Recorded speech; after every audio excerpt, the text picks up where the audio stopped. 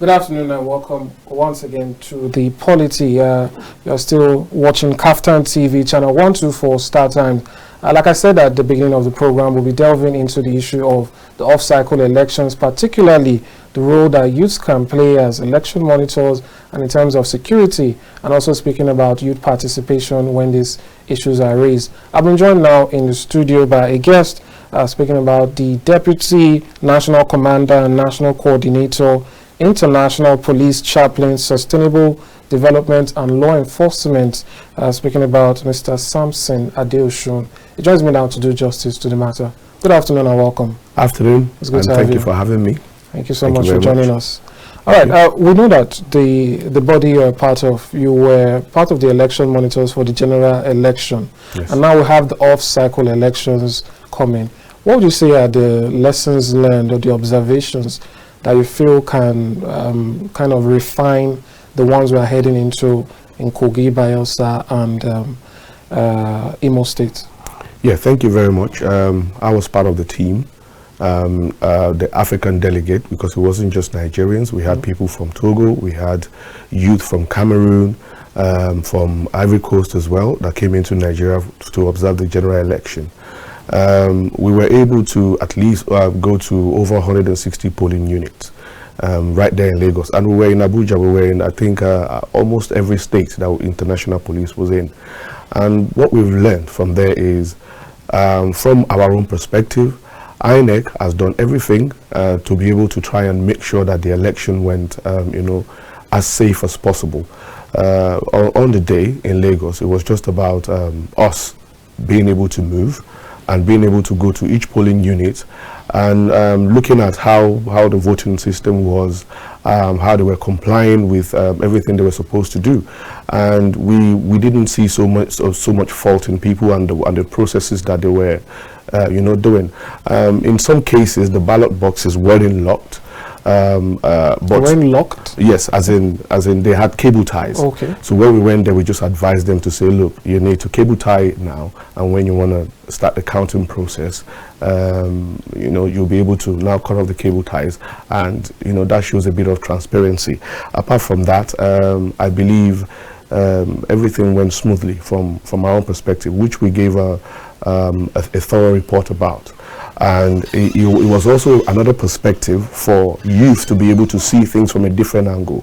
A lot of youth were able to vote on the day, but also there were youth here in Nigeria and others in Africa that were under IPCSL that were able to go out and see from the other side, from the international, monitor side, which it became an inclusive process.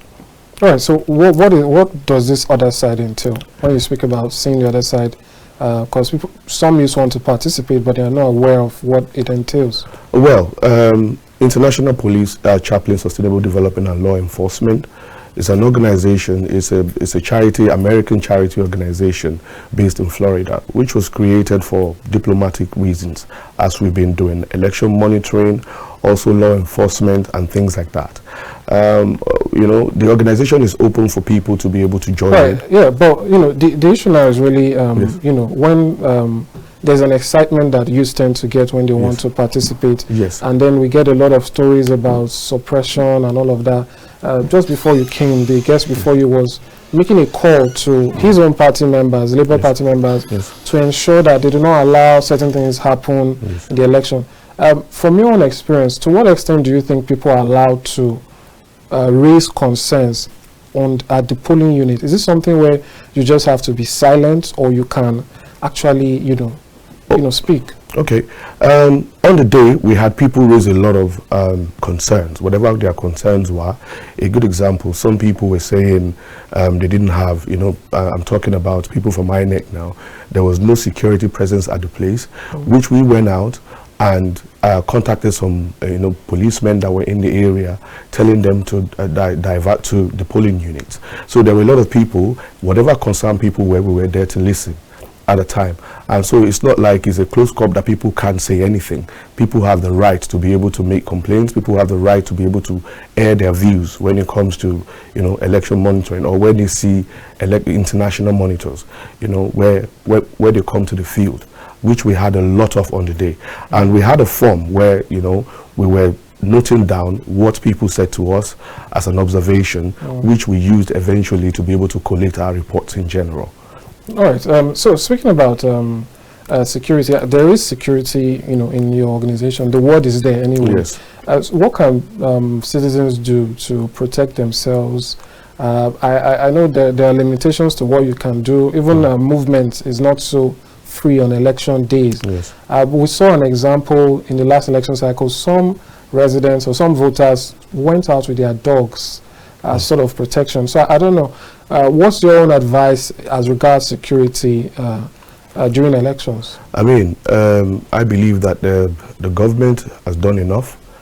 From the general election, I saw a whole lot what the government did to be able to provide security, and I don't believe that it's going to be any different now when it comes to, you know, the gubernatorial elections that is coming up. People have been assigned to different polling units. It's best for people to keep to their polling unit, leave your house, go to the polling unit where they will find good security, as I believe, and just do your vote and go back home. When people start wondering about is when chaos comes in. When you go, you do your voting and you go back home, it reduces the risk of people getting you know, problems on the road, or, you know, having security risk. If we all follow what we need to do, then there will be less problems. All right. In the lead up to the election, you know, there are things that are usually put in place. What do you think should be the idea now, particularly with these 3 states? I don't know if you have any sort of specific advice, state specific to each state. Take, for instance, in Kogi State, just about a day or 2 ago, the SDP candidate alleged that, you know, he was nearly assassinated, and he even blamed some states, what I call it, states forces. Taking a look at Imo, the Labour Party candidate also alleged that he was attacked. In Bayelsa, we've not really seen a lot of reports as regards violence, just you know, court issues and so on. So are there any specific advice you might have for each state on how to, you know, prepare for that day? It just increased security presence. Now, you can imagine how tough it would have been during the general election, because they are holding it all over the nation. But this is 3 states. So if our security parastatals, especially civil defense and the police, increase presence at polling units, if they can plan this in a way where you know, they monitor every polling unit, there are security people, multiple security people in every polling unit, I believe that we can overcome, and, you know, this election can still go fair and fair. All right, that's fair enough. So in terms of recommendations, you're not, I don't know if you might be deploying for these elections, but then there will be people deployed. What's your advice to these persons on how to best do their jobs? You know, because some persons say sometimes it's better to be hidden. Others say it's good for people to know they're being observed, so that perhaps they can, you know, cut their excesses and so on. Yes, I think when people know that they are being observed, it keeps everybody in line. I've seen the effect of that from the last general election we have. Do you think we had enough of that? Yes, we had a number of foreign observers, but I believe that if there were more foreign observers, it could still even make things better.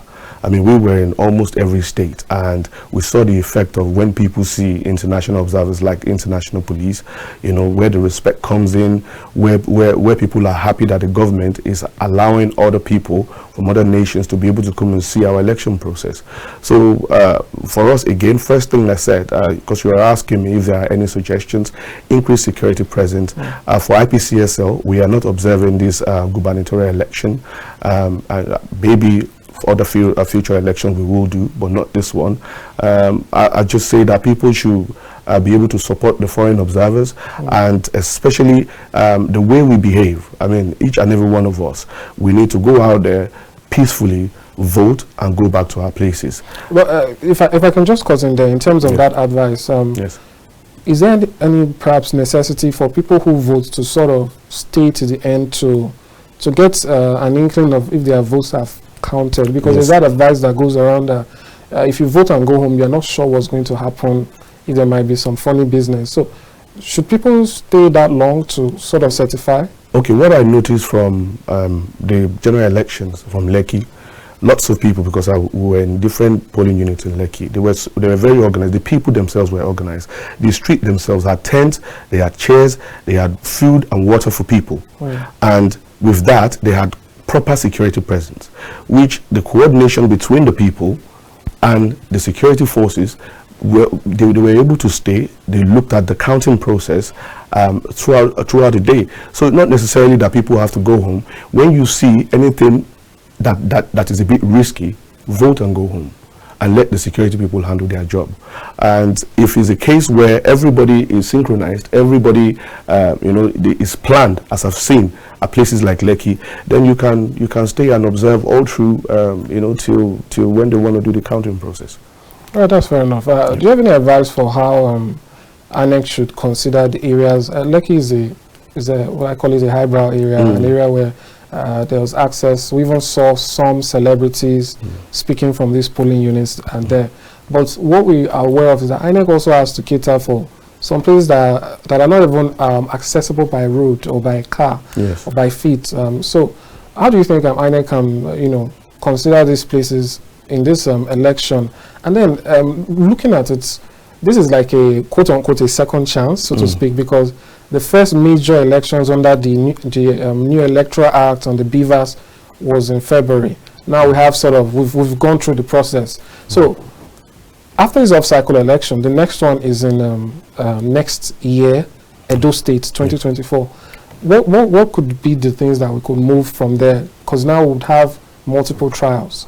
I believe that if you look at the structure, from what I saw in Lagos, because that's where we paid more attention to, the team I was with, INEC did go to places. I mean, we went down inside Shomolu, some suburbs there, and we found that almost every area, before you go, say 300-400 yards, you see another polling unit.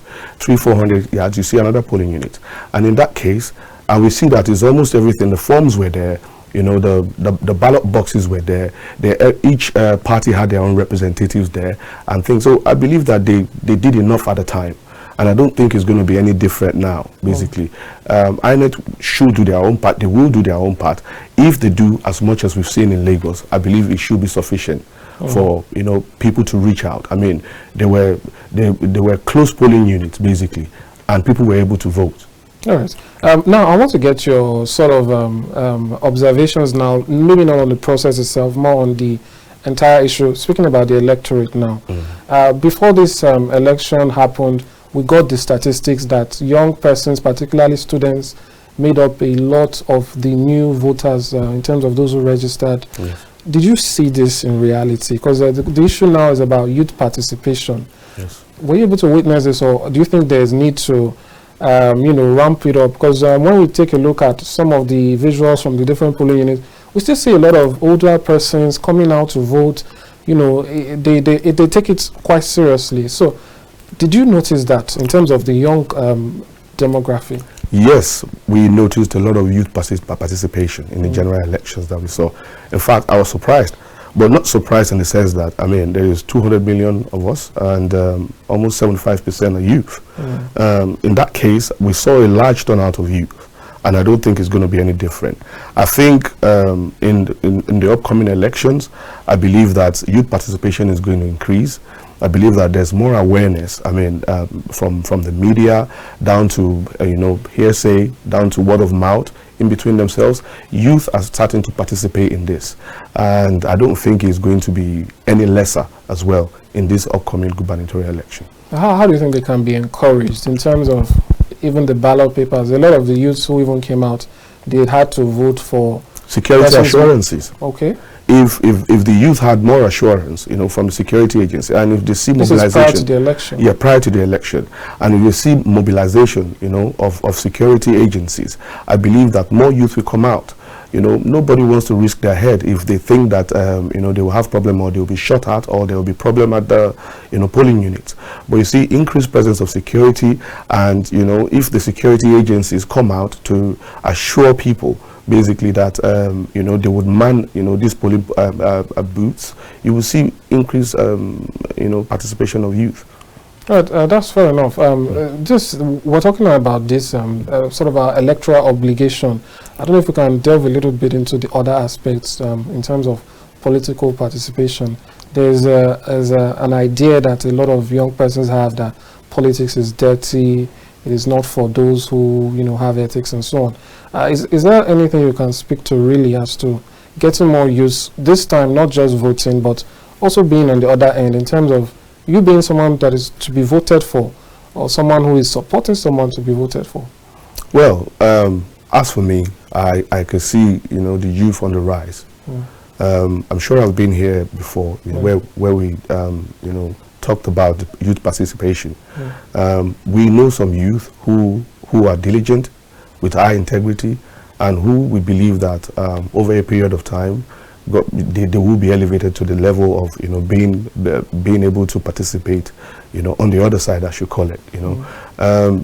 As at now, what the government need to do, because a lot of youth would like to do this, but employability, and when people don't have employment, when they don't have things to be able to all the resources they need to be able to participate, then the youth will not be able to participate. I'd say to the youth that we need to pick ourselves up. We need to be able to prepare ourselves. I mean, if you are able to say you're a business owner as a youth and you have political aspiration, you should not be afraid. The fact about it is, can you combine them though? Yes, it is absolutely it's doable. When you have aspiration and when you have a way of being able to support yourself and resources, and it's totally combinable. And also, it depends on the party you go to as well. It depends on the sort of network you have, because nobody does it alone. So I see some youth coming up on the rise, and I believe that youth will be participating in the future. When it comes to being able to be voted for. That's fair enough. Let's talk about a specific issue now leading on to the election in Imo State particularly. As we speak, the NLC has basically enacted a quote-unquote shutdown of the state, affecting a whole host of issues. How do you see that affecting the elections, and what would be your call to the NLC? Because I spoke to the representatives yesterday, and they said basically the idea is that because there are elections, the hope is that Governor Hope Uzodinma would accede to the demands of reinstating the over 3,000 persons that were reportedly sacked, and other issues with pensioners and so on. So would you say this is the right time for the NLC to make a stand, or how do you see it affecting elections, which is just Saturday here? Yes, well, making a stand, I don't think there's any time to it. If you want to make a stand, you want to make a stand. What my call for, or my plea, is that we all need to take a step back to take a step forward, allow peace to reign in these states, don't allow bloodshed during these elections. We are hoping that the NLC will be able to get somewhere where this Imo State election will be able to move forward, but it's peace that we preach. If we are able to have a peaceful election and they allow people to come out and vote, then the right candidate will be victorious. And if INEC does their own part, the security agencies do their own part, I believe that it should be a very good election. All right, let's speak about that peace. Very important. We saw, let me just read this headline here on the Punch. Uzodinma orders absent at, peace accord. Dire Silva clash, Imo workers, banks shun strike. Let's talk about the candidates themselves. What should be their predisposition to the election in terms of that word you used, peace? How do you think they can best, show to the electorate that all things are in order? They should preach peace themselves. I mean, when you have candidates coming out to tell the people to stay calm, to follow, what has been laid down as a procedure for being able to vote, and to ensure that there are no bloodshed. If all these candidates come out and they are able to, you know, assure people, and the security agencies as well work with these candidates, I believe that if you hear from the horse's mouth, it's a whole lot better. So they need to preach peace. You know, and I'm talking about today, tomorrow, because the election is on Saturday. Yes. So they need to come out and assure people that when they come out to vote, you know, being able to choose who they want to vote for. I'm talking about all the candidates now that are there. If they don't preach peace, then you know, there's no way that we'll have peace. They should lead the front in preaching peace and let the security agencies do their job, and then people can come out and vote for them and let the best person win. Yes, I think that's very important. The issue of preaching peace is also that sometimes candidates don't even, start this process. They don't say, you go and enact violence. Their dispositions or their body language, the supporters say, you know what, to gain favor, I think I have to do one or so. But with candidates coming out to preach peace and, you know, kick against these issues, we'll see less of that. So I'd like to get your thoughts as to what you would consider a successful process by the end of, well, I can't predict when the elections will end proper, but let's assume perhaps late Saturday, Sunday, everything is done. In your opinion, what would you hear or see? What would be the indices that say that will let you know and say that this election was well done? These elections, pardon me.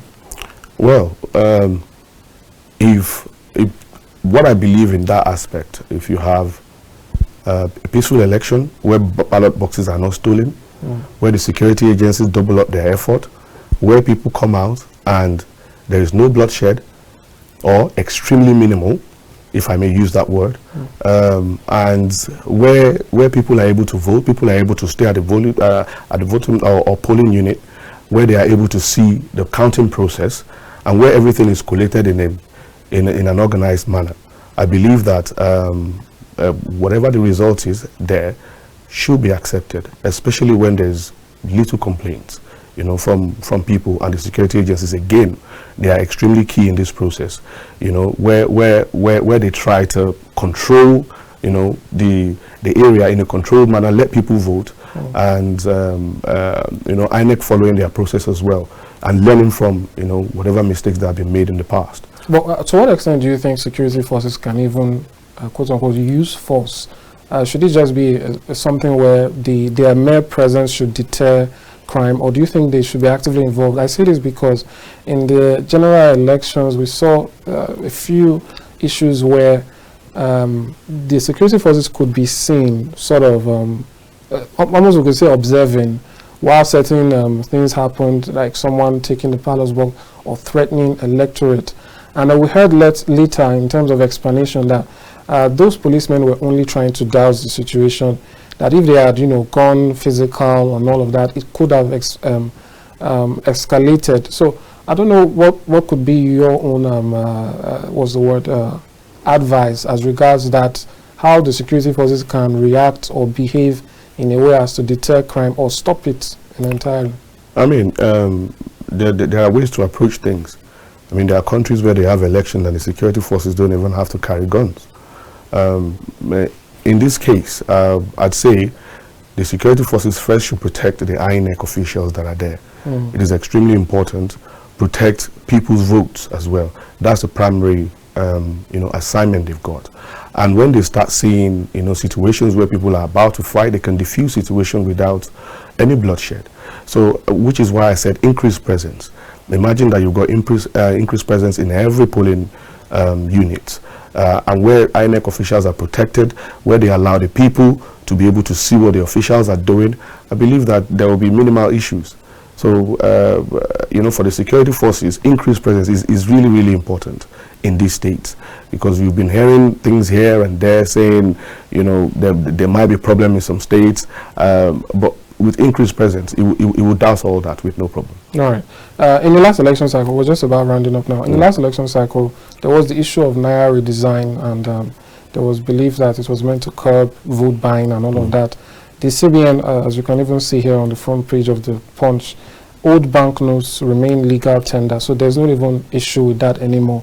Whatever currency you have, old or new, is still valid, it's still legal tender.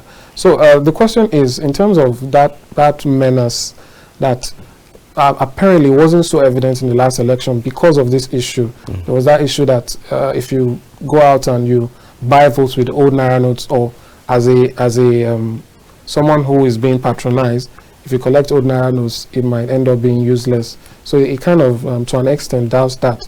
But now we're back to how it used to be, where people can now, present whatever they want in terms of when it comes to money. So what do you say about that aspect, your observations, and how you think we could best avoid that issue of vote buying? I mean, in your observations, the manner in which people voted, was it something where someone could take note of those who have been monetarily induced to see if they did as they were told?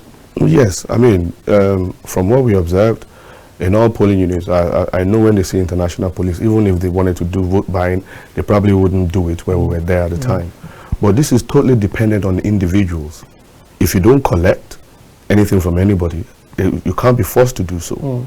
So it's down to individuals. Don't sell your future. Don't collect money from people who want to buy vote, even if they exist or not. If you do that, you're basically selling your future if you sell your vote. I mean, selling your vote for 5,000, 10,000, is it worth it? Because that means that we are the ones creating the problems ourselves if we were to be receiving vote money. So my advice is to the general public to say that go out there and vote for that person that you feel in your heart that could help the nation grow, that could help your state grow, and do not collect things like that. Whatever amount of money they collect from people will still finish, but those people that they've actually sold the vote to will be there for some of them 4 years, 8 years. So it's a case of it's down to the people how they are able to go out and vote legitimately without collecting anything bribe from anybody. Thank you so much, Mr. Samson Adeosun. It's been a pleasure, and also your plea to the people is a very serious one, and I hope it's taken as such. Thank you so much for coming. Thank you so much. All right, that's how we come to the end of the program for today. Don't forget, the Polity reaches you live every weekday, 2 p.m. to 3:30 p.m. However, as you've seen from our announcements, we will be having a special town hall edition tomorrow, where we get to seek opinions from analysts, journalists, and also other parties involved as regards the off-cycle elections. And on Saturday proper, we'll be here once again to bring you a live telecast from morning all the way till evening as regards the elections that will be holding in Kogi, Imo State, and Bayelsa. We'll be bringing you live updates from our reporters in the field, from observers, and also in here in the studio, we'll have some analysts to do justice to the going-ons and happenings as regards elections in those 3 states. So do keep a date with us tomorrow and the next tomorrow, and perhaps further till the elections are concluded. Thank you so much for joining us once again. See you tomorrow, and henceforth. Bye for now. I am Amadin Ogbewe.